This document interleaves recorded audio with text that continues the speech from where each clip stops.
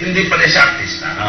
Yun ang sinasabi natin. Ngayon, ipakita naman natin na talagang buhay niya talaga ang magmula. Kung nasasabi niya ito sa harap ng television, how much more sa private life niya? Ating ipakita ito. Nakakapakinig ng laman ng nakatagong pastor na yan. Eh, kung di pa naman gago yun, ano? Sa mga pastor ng demonyong mga walang niya, hindi ka talagang gago.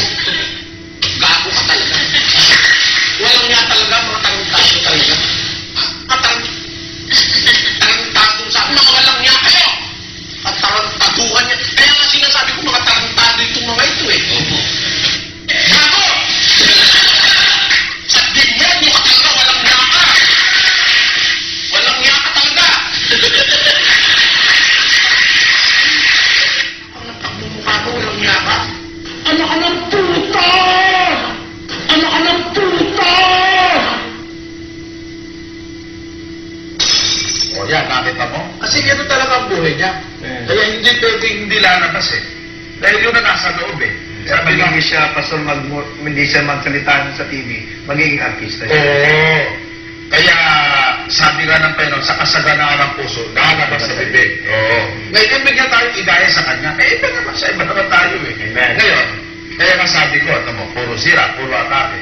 Eh, matagal ko na itong ano eh. Sabi niya kasi, pangarap niya makadibate lahat ng pastor. Di hinamon mo siya. At doon ang panghamon ko, ang tagal ko na kinahamon niya, hindi siya sumasagot. Bagay, pinakaslip niya magagawa yun eh. Kasi pag hindi niya gawin yan, na umiwas sa hamon ko, sa debate, at talagang lumaban siya ng debate, talaga sigurado mapapahiya siya. At ewan ko kung mayroon pa siya mukhang ipapagano sa television, pagkatapos kami mag-debate. Kaya yan, play safe yan. Kung alam ng mga kababayan natin, talagang hindi siya binabaliwala niya yan. Tuka na siya ng tuka, atake ng atake, pero yung hamon natin, ini-ignore niya. O ito, pakita natin yung aking matagal na hamon hindi sinasagot.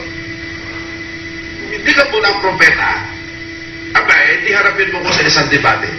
Ito mo yan, kung talaga hindi ka bulaan. Hanggat hindi mo ko inaharap, bulaan ka, manira ka ng manira, hindi mo tinatayo ang pagkasugo mo, halata na ng tao yan. Ang alam mo lang makatake manira. Pero, hindi mo na itatayo yung sarili mo.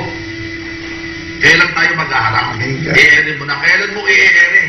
Yan. Sa radyo o sa telebisyon na sinasagot mo na ang hamon namin at mag-uusap na tayo sa paksa ng debate. Yan, pinakamaganda yan. Para ang mga kababayan natin, lalo maliwanagan. Pag magkaharap tayo, Tapos niya. at hindi siya talaga sugo. Talaga siya bulaan. Bulaan talaga siya. Eh, kung di siya bulaan, sagutin niya yung hamon ko kung di siya bulaan. Hanggat hindi niya sinasagot ng hamon ko, bulaan siya. Yan. Ngayon, kung di siya bulaan, patunayan niya na hindi siya bulaan. Patunayan mo. I-ere niya. Gusto niya sa kanila, inuulit ko. O kung saan niya gusto. Ako mismo pupunta sa kanila. Yan, nakita mo. Matagal ko nang hinahamon niya. Eh, siya naman na naghamon. Pangarap niya doon, baka debate ang lahat ng pastor. Pinakita na natin yun eh. Kaya niyo, pastor, na ayaw niyo umarap sa debate sa inyo. Gawa ng, sa debate kasi, hindi pwede yung takdang ng takdang, yung kaltada ng walang kabuluhan. Gawa ng palisa sa paksa eh. Hindi siya pwedeng lumabas. At hindi naman niya kaya itayo yung pagkasubo niya. Amen. Dahil, alam mo pa, mag-pipis kung ano na sasabihin mo, parang kang, o ano-ano lang yung tira mo, di ba? Pero ipakita mo yung pagkasubo mo. Doon sa paksa kasi, hindi mo pwedeng, hindi Ayun naman siya. Dahil doon sa kanyang kakatwira, may magpo-cross-examination sa Yes. Tatanong sa kanya.